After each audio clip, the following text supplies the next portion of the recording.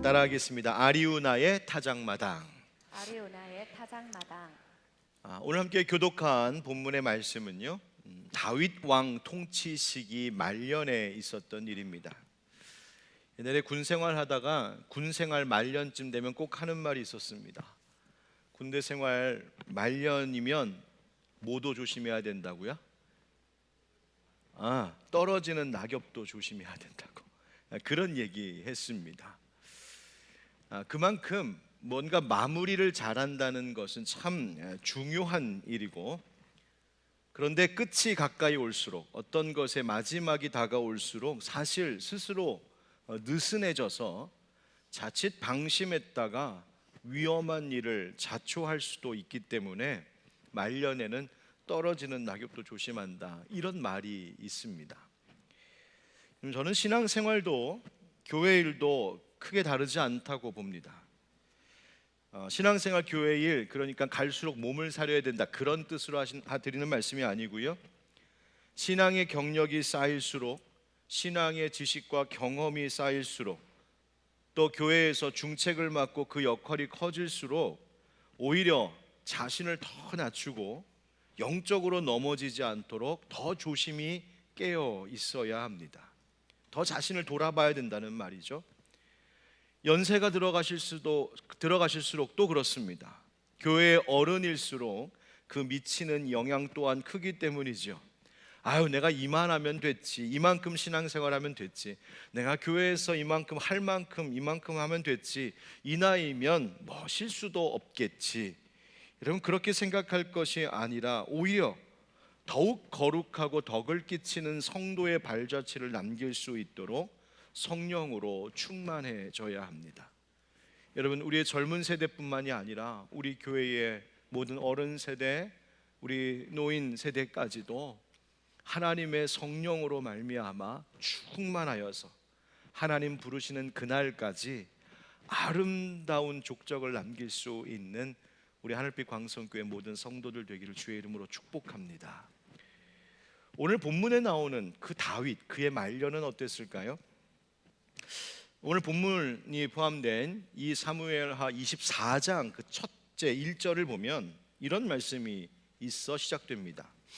여호와께서 다시 이스라엘을 향하여 진노하사 그들을 치시려고 다윗을 격동시키사 가서 이스라엘과 유다의 인구를 조사하라 하신지라. 아멘. 여호와께서 진노하셨습니다. 여호와께서 다시 진노하셨습니다. 누구에 대하여? 이스라엘을 향하여서 말이죠. 왜 그랬을까? 그 구체적인 원인이 성경에 드러나고 있지는 않지만 아마도 이스라엘 백성 전체의 하나님께 대한 불순종과 범죄함이 그 이유였을 것으로 봅니다. 그래서 이 이스라엘 백성들을 징계하시기 위하여 하나님의 깊은 그 섭리가 시작이 되는데, 어떤 일이 진행이 되냐면 다윗이 그 인구조사를 단행하게 되는 겁니다. 그런데 이 인구조사하는 것이 범죄, 하나님 앞에 범죄함이 되었습니다. 아니, 왜 인구조사하는 것이 죄가 될까? 그 이야기는 조금 이따 다시 다루겠고요. 그 범죄에 대하여서 하나님께서 징계를 하시는데 어떤 징계를 내리시느냐? 이스라엘 백성 7만 명을 온역으로 치셨습니다. 온역이 뭘까? 온역이란 온, 따뜻할 온자에 역병할 때, 전염병할 때 역자입니다. 그러니까 전염성 열병을 통칭해서 부르는 말이 온역입니다. 하나님께서 이 온역으로 수많은 사람들을 치셨습니다. 그리고 다윗이 하나님 앞에 이 재앙이 멈추도록 제단을 쌓고 번제와 화목제를 드려 그 하나님 앞에 하나님이 내리신 그 징계가 멈추었다라고 하는 이야기가 이 사무엘하 24장 전체의 이야기입니다. 이 사건이 다윗의 통치 말년이었던 것을 알 수 있는 이유는 똑같은 이야기를 다루고 있는 이 역대상 21장이 바로 그 근거가 되는데요, 거기에 보면 이렇게 또 그 말씀은 시작이 됩니다. 역대상 21장 1절에는요, 사탄이 일어나 이스라엘을 대적하고 다윗을 충동하여 이스라엘을 계수하게 하니라, 이렇게 되어 있어요. 그러니까 이 일이 언제 일어났었냐면 사실 이 다음에 뭐가 나오냐? 솔로몬에게 성전 지을 것을 지시하는 장면이 나오는데 바로 그게 다윗의 바로 통치시키기 말년에 있었던 이야기거든요.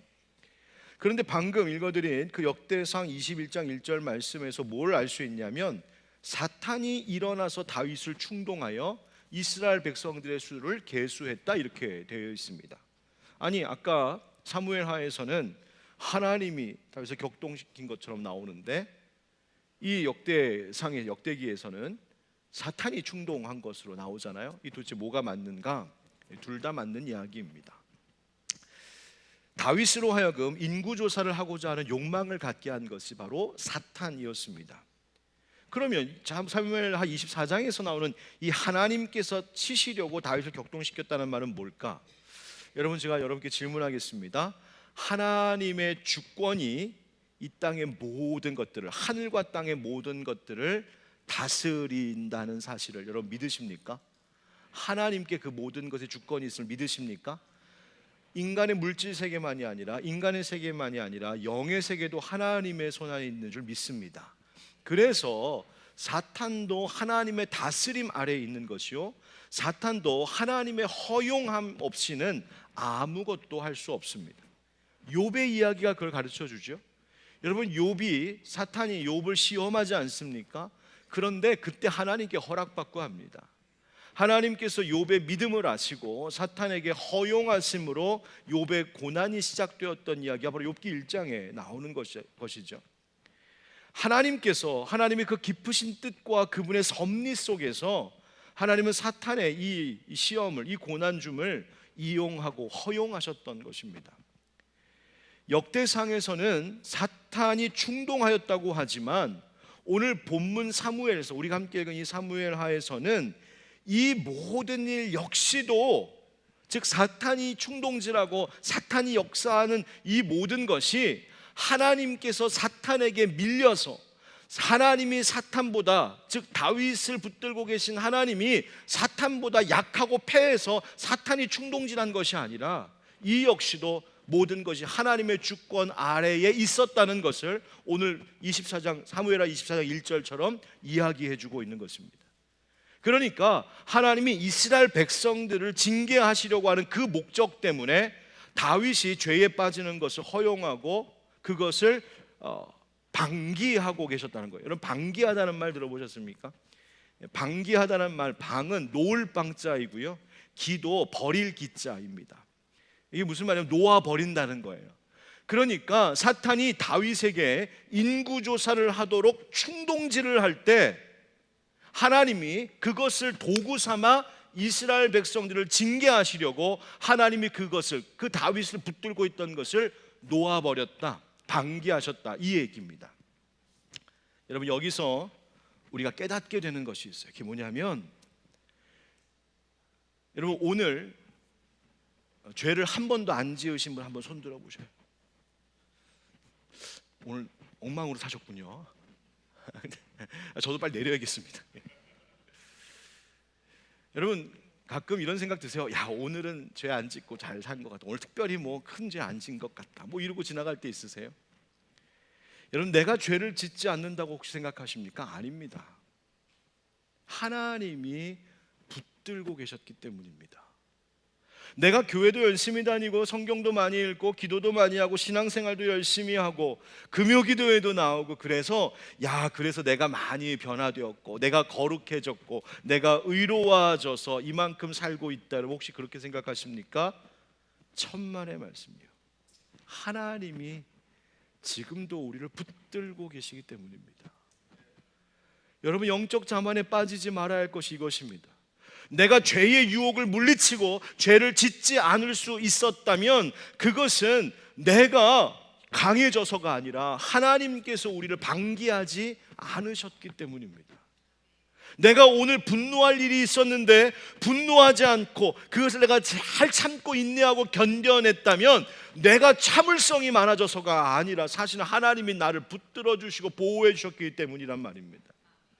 내가 이 나이 되도록 하나님 안에 거하면서 교회의 일꾼으로 쓰임받을 수 있었던 것도 내 신앙의 실력이 출중해져서가 아니라 하나님이 붙드시고 하나님이 보호하시고 하나님이 막아주시고 하나님이 이끌어 주셨기 때문이, 그래서 스스로 영적 자만심에 빠지지 말아야 된다는 거예요. 솔리데오 글로리아, 오직 영광은 하나님께. 여러분, 하나님이 붙드시는 것이 얼마나 소중한 것인지요. 그런데 이 다윗의 지금 오늘 본문의 상황만큼은 하나님이 도구 삼아 이스라엘 백성들을 치시려고 그것을 허용하셨다는 겁니다. 왜 다윗의 인구조사가 그러면 죄가 되었을까? 여러분, 인구조사, 인구 백성들의 수를 셌다라고 하는 것 자체가 무슨 잘못이 있어서는 아닙니다. 일 자체가 문제가 아니었어요. 문제는 무엇이었냐면 다윗이 왜 인구조사를 하려고 했는지 그 의도와 목적 때문이었습니다. 여러분, 통치 말년이 되면 그 왕실의 가장 중요한 일이 하나가 뭐예요?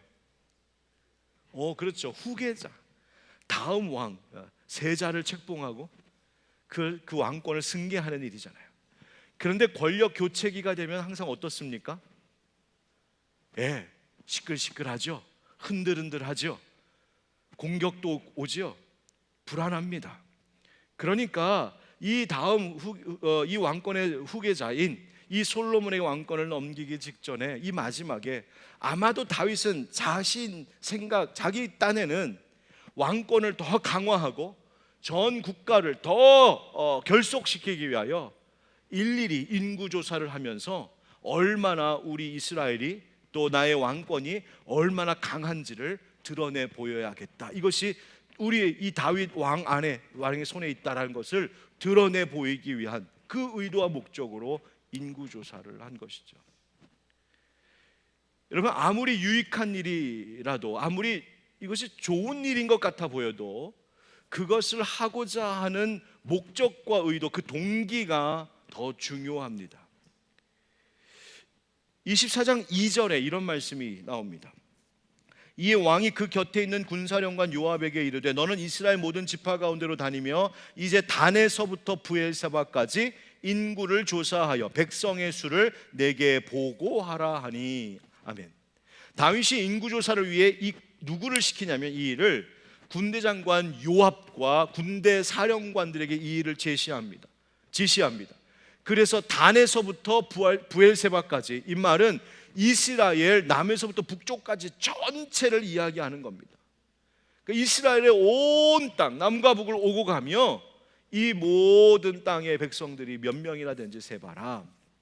그런데 이 인구조사를 누가 했다고요? 군인들이 한 거예요. 군인들이.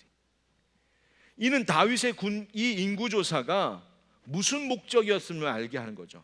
이게 군사적인 목적이 있구나. 그래서 다윗은 자기의 나라가 얼마나 강하고 우수한지를 확인하려고 했던 것입니다. 여러분, 이 다윗은 어떤 사람이어야 했냐면, 어떤 왕이어야 됐냐면, 이 나라는, 이스라엘은 신정통치, 하나님이 다스리시는 나라예요. 비록 다윗이 왕으로 있지만 이 나라의 진짜 왕은 하나님이시잖아요. 그렇다면 이 하나님의 대리인과 같이 이 사명을 맡은 왕인 다윗은 이 모든 일을 함에 있어서 진짜 참 왕이신 하나님 의지해야 했습니다. 하나님 약속 붙잡아야 했습니다. 하나님께 기대면서 가는 거죠. 그런데 그 다윗이 하나님을 붙드는 것이 아니라 국가의 군사력을 정비하고 이것을 강화시키면서, 이것을 확인하면서 자신의 왕권을 강력하게 그것을 만들려고 했던 의도가 여기 있었던 거예요. 즉 인간적인 힘으로 왕위의 세습을 준비하고 있었다는 것입니다. 또 한 가지 이 다윗이 실수했던 것이 무엇이냐면, 그 지시를 받은 장관 요압이 다윗에게 직언을 했음에도 불구하고, 간언을 올렸음에도 불구하고 그것을 무시했다는 거예요. 3절 말씀 볼까요? 3절. 요압이 왕께 아뢰되 이 백성이 얼마든지 왕의 하나님 여호와께서 100배나 더하게 하사 내 주 왕의 눈으로 보게 하시기를 원하나이다. 그런데 내 주 왕은 어찌하여 이런 일을 기뻐하시나이까 하되 말합니다. 무슨 말이냐면 요압도 알았다는 거예요. 뭘? 다윗이 지금, 왕인 다윗이 지금 순수하지 않은 동기로 인구조사를 지금 하려고 한다는 걸 신하인 요압도 알았다는 거예요. 그래서 뭐라고 말하냐면, 왕이요, 당신의 신하인 저도 하나님께서, 당신의 여호와 하나님께서 100배나 더하시는 그 일을 보게 해주셨으면 좋겠습니다. 저도 그거 보고 싶습니다. 그러나 이렇게 하는 것은 아닌 듯합니다 라는 거예요. 그러나 이렇게 왕이여 지금 이런 방식으로 하는 것은 하나님의 뜻이 아닌 것 같습니다. 동촉하여 주옵소서. 지금 그러고 있는 거예요. 간언을 올린 거죠. 그런데 다윗이 이 요압의 이 직언을 듣고 4절에 가서 보니까 그냥 인구조사할 것을 재촉한지라 이렇게 되어 있습니다. 무시했다는 거예요. 다윗이 그때 요압의 말을 귀 기울여 들었다면 이 실수하지 않았을 겁니다.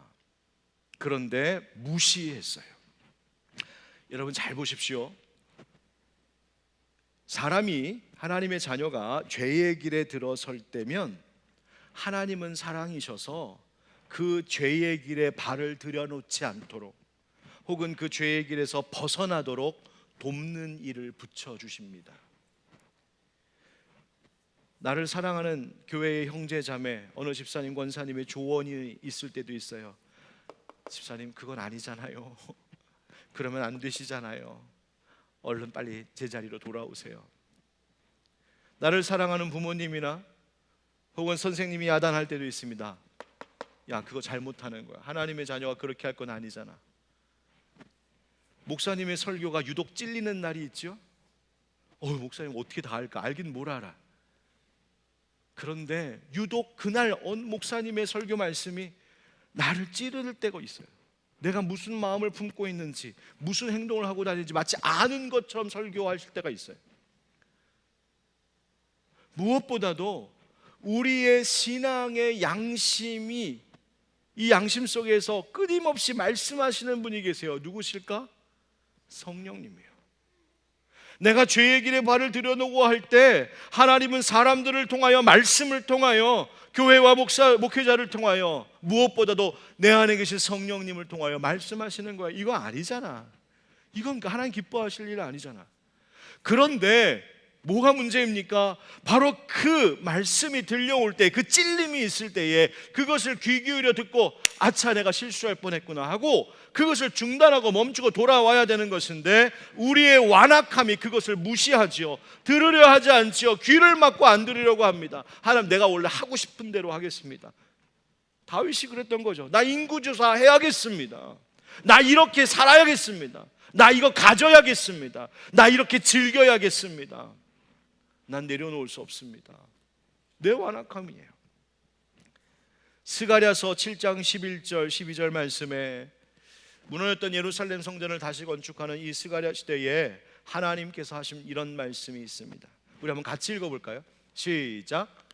그들이 듣기를 싫어하여 등을 돌리며 듣지 아니하려고 귀를 막으며 그 마음을 가깝게 하여 율법과 만군의 여호와가 그의 영으로 옛 선지자들을 통하여 전한 말을 듣지 아니하므로 큰 진노가 만군의 여호와께로부터 나왔도다. 아멘. 여러분 이렇게 되지 말아야 된다는 거예요. 유다 백성들이 어떻게 했다고요? 하나님 말씀 듣기를 싫어해서 등을 돌리고 귀를 막았다고요. 하나님 말씀하시는데 하나님 우리에게 찌르는 말씀도 주시고 책망의 말씀도 주시고 너 이렇게 살아야 된다고 권고의 말씀도 주시는데 그 말씀 들을 때마다 듣지 않는 거예요. 내 고집 가지고. 그래서 그 마음이 금강석 같다. 그거는요 금처럼 번쩍번쩍거린다는 말이 아니라 그만큼 단단하게 굳었음을 이야기하는 거예요. 그 완악함이, 그 고집스러움이 말이죠. 여러분 우리가 이렇게 되지 말아야 한다는 겁니다. 성령님께서 여러 가지 통로를 통하여서 내게 자꾸만 듣게 하시는 그 말씀이 있다면 여러분 그거 귀 기울여 들으셔야 됩니다. 우연히 그렇게 들리는 말이 아닙니다. 하나님이 지금 나에게 주시는 말씀입니다. 그러므로 성령님께서 내 안에서 여러 가지 도구를 통하여 우리에게 찌르시며 말씀하시는 걸 들을 때에 힘들지만 아프지만 부끄럽지만 마음 열고 그 말씀을 들으며 애통해하며 회개할 수 있어야 합니다.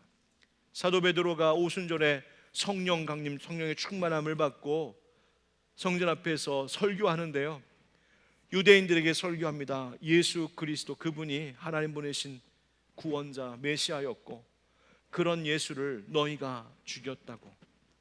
그 말씀 선포할 때에 사도행전 2장 37절에 이 말씀을 들은 유대인들이 어떻게 반응했는지 아십니까? 같이 읽어봅시다. 시작. 그들이 이 말을 듣고 마음에 찔려 베드로와 다른 사도들에게 물어 이르되 형제들아 우리가 어찌할꼬 하거늘. 아멘. 찔려오는 말씀에 귀를 기울이고 들었다는 거예요. 그리고 어찌할꼬 애통해하고 회개했습니다. 물론 이렇게 말한 사람들 중에도 정말 그래서 베드로의 말을 듣고 예수를 영접하고 회개하고 세례받아 그리스도인이 된 유대인들도 있지만 어찌할꼬 해놓고는 아마 그냥 돌아간 사람들도 많았습니다. 여러분, 우리 가운데 성령께서 말씀하시는 것, 이건 아니잖아, 이 길은 아니잖아, 계속해서 말씀하실 때 겸손히 귀 기울여 들을 줄 아는 우리 되기를 주의 이름으로 축원합니다.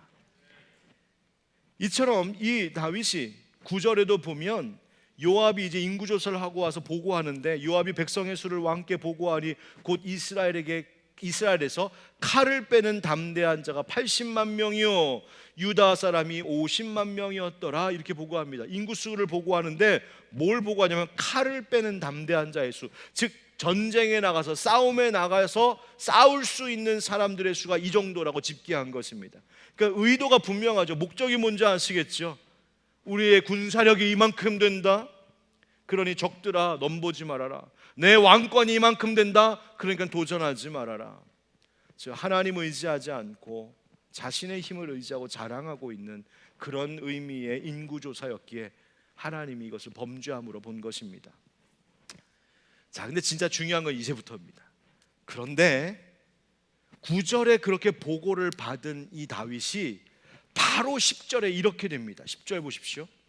다윗이 백성을 조사한 후에 그의 마음에 자책하고 다윗이 여호와께 아뢰되 내가 이 일을 행함으로 큰 죄를 범하였나이다. 여호와여 이제 간구하옵나니 종의 죄를 사하여 주옵소서. 내가 심히 미련하게 행하였나이다 하니라.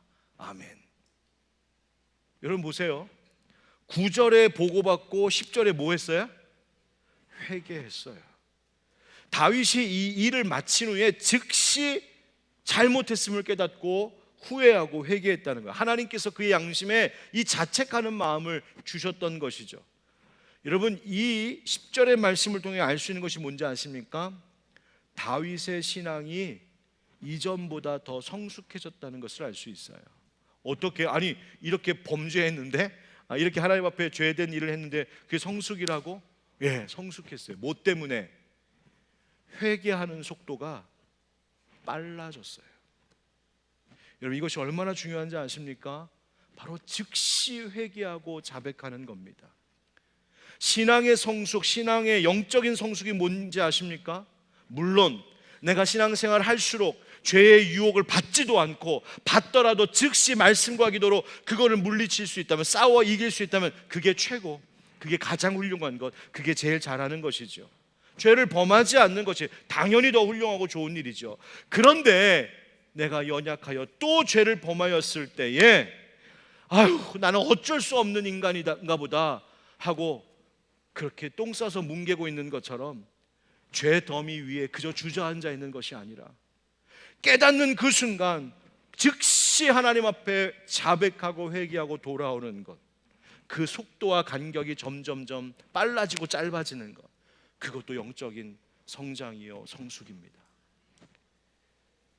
여러분, 길을 잘못 들었음을 알면 운전하다가 빨리 핸들을 꺾는 것이 중요합니다. 제가 언젠가도 한번 말씀드렸죠. 저희 안사람하고 데이트할 때 길 한번 잘못 들어갔고 빨리 돌리라는 옆에 제 안사람 말 무시하고 이 남자가 자존심이 있어갖고 그 밤에 끝까지 아니야 이 길 맞아 그러고 갔다가 결국은 창피당하고 엄청 돌아왔었던 일. 여러분, 그런 일들이 일어나는 거예요.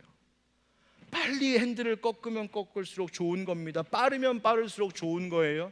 잘못된 길인 줄도 알면서 고집스럽게 계속 가면서 괜찮겠지 하면 돌아올 때 몇 배가 더 걸리는 거죠. 사람들이 착각하는 것이 뭔지 아십니까? 지금 내가 죄를 지어도 엉뚱한 짓 하고 다녀도 지금 당장 아무 일도 일어나지가 않으니까 괜찮은가 보다 하는 겁니다. 지금 내가 하나님 보시기에 악한 일을 하고도 별일 없으니까, 하늘에 벼락도 안 치고 큰일 없으니까 하나님 모르시나 보다, 아니면 하나님 넘어가시려나 보다, 대충 넘어가시려나 보다 라고 생각하는 겁니다. 여러분, 착각입니다. 여호와 하나님은, 하나님의 속성에 대해 성경은 뭐라고 말하냐면, 하나님 여호와는 자비롭고 은혜로우시며 노하기를 더디하시는 분이라고 했어요. 노하기를 뭐 하신다? 더디하신다. 여러분, 노하기를 더디한다는 말은 보류하신다는 말이에요. 참아주신다는 거예요. 여러분, 내가 지금 죄를 짓고도 아무 일도 일어나지 않는 것은 하나님이 그거 괜찮다 하시거나 하나님이 모르신다는 이야기가 아니라 지금 꾹 참고 계시는 거예요. 기다리시고 계실 뿐이에요. 여러분, 엄마들이 아이들 혼낼 때 너 당장 그만 못 떠, 하나 둘 셋 이러고 끝나지 않고 어떻게 합니까? 하나 둘의 반, 반의 반 여러분 아시죠? 뭐 하는 거예요? 참고 기다리는, 기회를 더 주시는 거예요. 여러분, 우리에게 기회를 더 주시고 시간을 더 주시는 하나님 앞에 그것 가지고 하나님을 기만하면 안 됩니다. 아무 일도 일어나지 않네? 괜찮네? 여러분, 하나님의 진노의 한계가 넘어서는 순간이 있습니다. 하나님이 참고 참다가 하나님 징계하시는 순간이 있을 수 있어요. 여러분, 내비게이션이 길을 딱 검색해서 내비게이션이 제시한 길을 무시하고 그냥 내가 가고 싶은 길로 막 가면 내비게이션 속에 계신 그 여자분이 뭐라고 그러세요? 이 길도 괜찮습니다. 네, 알아서 한번 가보십시오. 그럽니까? 아니에요. 경로를 이탈하셨습니다. 다시 검색을 시작합니다. 근데 한두 번 하다가 내가 그래도 계속 가면 한 3번쯤 하면 그만둘만도 하잖아요. 근데 끝까지 그만두지 않아요. 끝까지 이탈했다고 그러고요. 내가 하여튼 그 끄기 전까지는 계속해서 이탈했다고 말합니다. 여러분, 내비게이션 속에 그 여자분보다 더 끈질기게 우리를 포기하지 않으시는 분이 계십니다. 바로 우리 안에 계신 성령님이신 줄 믿습니다. 성령님은요, 야, 이제 난 더 이상 못하겠다, 너 네 멋대로 한번 살아봐라, 네 마음대로 한번 살아봐라, 나는 이제 손 놓는다, 그러지 않으세요. 하나님은 끝까지 우리를 참고 기다리십니다. 그것을 성도의 견인이라고 하는 거예요. 성도를 하나님이 참고 견디며 인내하신다는 말이에요. 그래서 우리에게 끊임없이 돌아올 것을, 이제라도 빨리 돌아올 것을 외치시는 분이 바로 성령님이시죠. 어서 돌아오, 어서 돌아마로. 지은 죄가 아무리 무겁고 크기로 주 얻지 못 담당하고 못 받으시리요. 다 같이 우리 주의 넓은 가슴은 하늘보다 넓고 넓어. 할렐루야. 여러분, 혹시 많이 좀 가셨습니까? 혹시 여러분 가야 할 길에서 이탈하여 좀 멀리 가셨습니까? 너무 늦었다고 생각하십니까? 아닙니다. 얼마든지 돌아오면, 지금이라도 돌아온다 하시면 하나님 두 팔별로 우리 안으시고 하나님의 선하신 길로 우리를 다시 이끌어 주실 줄 믿습니다. 다윗처럼 이 죄를 깨닫고 속히 돌아오는 것이 중요해요. 자, 이때 그런데요, 여러분, 중요한 게 또 있습니다. 이 선지자 갓을 통하여서 하나님의 말씀이 임하는데 이 하나님 앞에 뉘우치고 있는 다윗에게 그것에 대한 대가를 보게 하십니다. 그러니까 하나님이 처음부터 의도하신 이 일을 이제 진행하시는 거죠. 세 가지 재난 가운데 하나를 선택할 기회를 주시는데요. 다윗, 이 일로 인하여 내가 너희 백성들을 징계할 것인데 세 가지. 보기 1번, 7년 동안 기근을 겪을래? 2번, 3달 동안 너 도망 다닐래? 3번, 3일 동안 이 땅에 전염병이 있게 할까? 네, 엄마들이 자주 하는 말이에요. 너 오늘 몇 대 맞을래? 너 잘못한 거 알지? 너 몇 대 맞을래? 이때 저 빵대요 이러면 더 맞는 거죠. 알아서 자진납세해야 돼. 알아서 적당히 불러야 됩니다. 하나님 그러셨어요. 그래서 다윗이 그 중에 3일 전염병을 선택합니다. 아마 빨리 맞고 끝내고 싶었나 봐요. 긴 것보다. 그래서 하나님께서 그 땅 가운데 전염병, 그 온역을 일으키시는데 그 죽음이 온 땅을 덮습니다. 그런데 그 전염병이 덮치는 그 모습을 성경은 뭐라고 증언하냐면 14절과 15절에, 자 14절 15절입니다. 다윗이 가세게 이르되 내가 고통 중에 있도다. 청하건대 여호와께서는 긍휼이 크시니 우리가 여호와의 손에 빠지고 내가 사람의 손에 빠지지 아니하기를 원하노라 하는지라. 즉 내가 다윗이 이렇게 말하는 거예요. 내가 차라리 하나님에게 직접 맞지 사람들에게 빠져서 사람들을 통하여서 괴로움 당하고 싶지 않습니다. 그 얘기예요. 하나님 직접 때리십시오. 그게 전염병이에요. 15절, 이에 여호와께서 그 아침부터 정하신 때까지 전염병을 이스라엘에게 내리시니 어디에서부터 어디까지? 단에서부터 브엘세바까지 백성의 죽은 자가 7만 명이라. 바로 이 일이에요. 여러분, 이 단에서부터 브엘세바까지라고 하는 말이 앞에서도 나왔습니다. 언제? 다윗이 요압과 군사령관들에게 인구조사라고 재촉하면서 뭐라고 말했냐면 단에서부터 브엘세바까지 인구조사해라 그랬는데 하나님이 전염병을 내리시는데 단에서부터 부엘세바까지 전염병을 내리더라. 무슨 말이에요? 다윗이 단에서부터 부엘세바까지 인구조사라고 할 때는 이거 다 내 땅이야, 내 백성이야, 내 힘이야 라고 말했을지 몰라요. 그런데 하나님이 그걸 완전히 깨뜨리시는 겁니다. 무슨 소리? 단에서부터 부엘세발, 이것은 다 처음부터 내 것이었고 내 백성이었고 내 소유였고 내 땅이었고 내가 너의 주인이요 내가 왕이야. 하나님 다윗에게 이걸 명확하게 가르쳐 주신 거예요. 여러분 기억하십시오. 우리의 인생 가운데 내 것이 없습니다. 단에서부터 부엘세바까지 하나님의 것임을 고백하시기 바랍니다.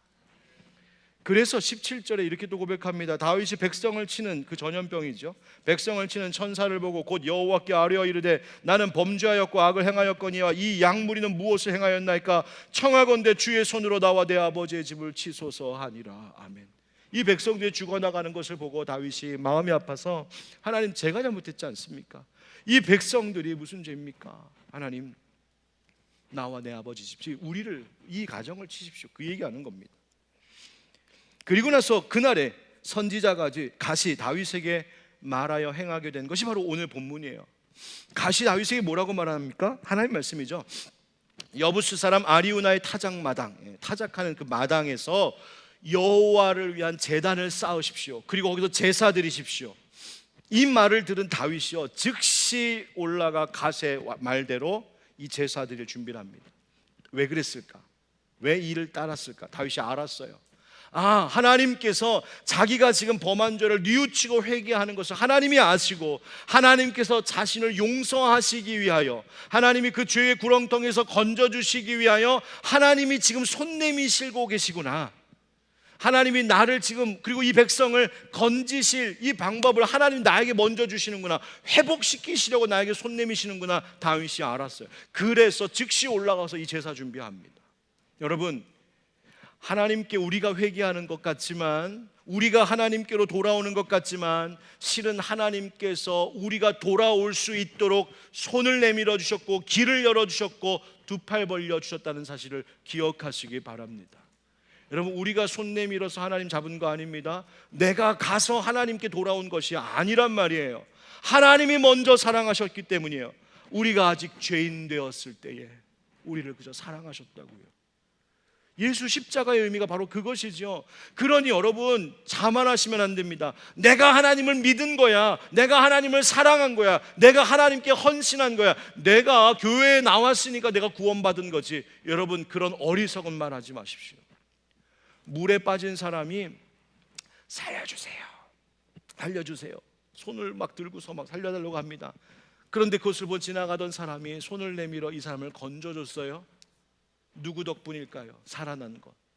물에 빠졌다가 살아난 사람이 내가 당신에게 소리를 지르고 내가 당신에게 손을 내밀었으니까, 그러니까 내가 구원받았다, 내가 목숨 살았다, 내가 구조받았다, 그렇게 말할 수 있어요? 아니에요. 건져준 사람한테 감사할 뿐이죠. 우리도 마찬가지인 겁니다. 여러분 내가 믿음 생활 잘하고 내가 교회 다니려고 마음을 먹었고 내가 예수 믿겠다고 영접하기로 결단했다고 그래서 여러분 내가 구원받은 것이 아니에요. 내 믿음이, 내 신앙이 우리의 우상이 되면 안 된단 말입니다. 내 신앙이, 내 믿음이 나의 자랑거리가 돼서는 안 된단 말입니다. 오직 내가 자랑하고 내가 오직 높이고 감사할 것은 나에게 먼저 손 내밀어 주신 하나님입니다. 여러분 이거 잊지 마셔야 돼요. 여러분 우리가 얼마나 착각에 빠지냐면 내가 교회 열심히 다니고 신앙생활 잘하고 내가 믿음생활 잘하고 말씀생활 기도생활 잘하는 것, 그것이 나의 자랑거리가 되어서 넘어지기 쉽습니다. 아니요, 하나님이 나 붙드시는 거예요. 자, 이제 여부스 사람 이 아리우나가 다윗 왕이 그 땅으로 오는 것을 이 아리우나가 보고, 아리우나가 뭐라고 하냐면 자기의 것을 왕에게, 왕이여 이거 다 취하십시오. 이 땅 또 여기에 소도 있고 여기에 불 뗄 것도 있고 왕이여 왕이시니까 이거 다 가져가셔서 왕이 제사 드리십시오. 이렇게 거저 주려고 합니다. 그러자 이 다윗 왕이 이렇게 말해요. 24절 25절 우리 함께 읽겠습니다. 시작. 왕이 아리우나에게 이르되 그렇지 아니하다. 내가 값을 주고 내게서 살이라. 값 없이는 내 하나님 여호와께 번제를 드리지 아니하리라 하고 다윗이 은 50세겔로 타작마당과 소를 사고 그곳에서 여호와를 위하여 제단을 쌓고 번제와 화목제를 드렸더니 이에 여호와께서 그 땅을 위한 기도를 들으심에 이스라엘에게 내리는 재앙이 그쳤더라. 아멘. 다윗이요 거저 공짜로 값없이 제사 드리려 하지 않았습니다. 자신이 직접 그 온 50세겔로 그 하나님 명하신 타작마당도 구입하고 제물로 드릴 소도 값을 치러 샀습니다. 그리고 그것으로 제사 드렸어요. 여러분 다윗은 왕이었습니다. 왕이 야 그거 내놔 가져와 그러면 얼마든지 소유하고 취할 수 있는 힘을 가진 자인데 굳이 자기의 값을 지불하여 제사를 드렸어요. 그게 무슨 마음이었을까? 다윗이 왜 그랬을까? 바로 다윗이 하나님 앞에 회개하며 자신을 온전히 드리는 그 마음을 이 제사, 이 예배 가운데 담아내고 있었던 거예요. 여러분 기억하십시오. 제사를 드림과 같이 하나님께 자신을 드리는 이 예배는 반드시 값을 치러야 합니다. 아이 목사님, 예수님께서 우리의 죄값을 다 치르셨잖아요. 우리가 무슨 또 값을 뭘 치러요? 여러분 맞죠? 주님이 회개하는 우리를 위하여서 죄에 대한 값을 다 치르셨죠. 그러나 그것이 핑계가 될 것은 아니에요. 왜? 예수님께서 우리의 죄값을 다 치르셨다는 것을 믿는다면, 내가 그 대속의 은혜를 정말로 믿고 감사한다면 내가 그 은혜로 말미암아 이제는 전적으로 하나님의 소유됐습니다. 이제 나는 하나님의 것입니다라고 하는 것을 고백해야 돼요. 바로 그것이 온전히 나를 드리는 것입니다. 여러분 예배라고 하는 것은 하나님을 향하여서 진정으로 자기 드림이 있어야 됩니다. 여러분 예배 드리러 올 때, 오늘도 이 금요기도에 오실 때 어떤 마음 오셨습니까? 하나님 오늘도 나에게 뭘 주실까? 하나님 나에게 어떤 은혜를 주실까? 하나님 나에게 어떤 기쁨을 주실까? 여러분 어떤 해결 방법을 주실까? 뭐 이런 거 생각하며 오셨어요? 예, 잘 하셨습니다. 그러나 예배하러 나오는 예배자들에게 오늘 내가 무엇을 받을까를 생각하며 오는 것보다 더 중요한 것은 하나님 나는 오늘 이 예배를 통하여서 당신께 무엇을 드릴까요?입니다. 나는 하나님 앞에 오늘 나의 어떤 값을 치러야겠습니까? 하나님 내가 당신께 무엇을 드릴 수 있을까요? 여러분 오해하지 말고 들으십시오. 이거 제 그냥 간증이니까. 하나님 앞에 저를 너무 드리고 싶은 마음이 얼마 전 크게 들었습니다. 근데 이게 추수감사절 직전이었어요. 왜 이런 말 하는지 아십니까? 갑자기 제가 옛날에 청년 때랑 젊었을 때 품었던 마음이 하나 기억이 났어요. 그러니까 목회하려고 하기 전에. 그게 뭐냐, 하나님, 저 나중에 좋은 장로 되면 제가 다니는 교회에서 헌금 1등으로 하는 사람 되게 해주세요. 하여튼간 머리 꽤는 잘 굴려갖고 헌금 1등으로 해달라는 얘기는 뭐예요? 많이 벌게 해주세요. 그러니까 드릴 것보다 나머지 취할 걸 더 생각했던, 이게 참 어리석은 생각인데, 근데 어쨌든 그 순수한 마음이 있어서 하나님 나 헌금 1등 하게 해주세요. 근데 얼마 전에 갑자기 그 생각이 들어요. 너 지금 목사 됐지? 목사는 그거 못할 것 같아? 목사도 헌금 1등 할 수 있어. 넌 왜 그 꿈을 버려? 그게 하필이면 추수감사절 직전에 생각이 났어요. 그래갖고 제가 추수감사 헌금을 보통 할 때보다 2배를 하나님 앞에 드렸어요. 그리고서 1등 먹었어요. 이번 추수감사절에. 감사하죠. 감사하죠. 근데 조금 아쉬웠어요. 하나님, 한 3등쯤도, 다음부터 3등 하겠습니다. 저보다 더 많이 하는 분이 있기를 바라면서. 근데 이제 그 마음이 있었던 거예요. 하나님, 나 드리고 싶어요. 드리고 싶어요. 드리고 싶어요. 왜? 하나님 앞에 드림으로 나아갈 때 하나님이 기뻐하실 거 생각하면 세상이 주는 기쁨하고는 다른 만족이 제 심령 깊은 곳에 새겨지는 것을, 채워지는 것을 알기 때문이에요. 여러분, 이 아리우나의 타작마당, 자기 값을 주고 그것을 사서 하나님 앞에 자기를 온전히 드리며 예배할 때 이 땅에서 어떤 일이 일어난지 아십니까? 바로 이 아리우나의 타작마당이 어떤 역사의 자리였냐면, 아브라함이 하나님께 이삭을 바치고자 나왔던 땅이 바로 그 땅이었어요. 그 땅에서 다윗은 자기를 온전히 드리고자 엎드려 절했고, 바로 그 땅 위에 하나님은 솔로몬이 짓는 성전을 건축하게 하셨어요. 여러분, 이것이 그 기적입니다. 여러분, 놀랍지 않습니까?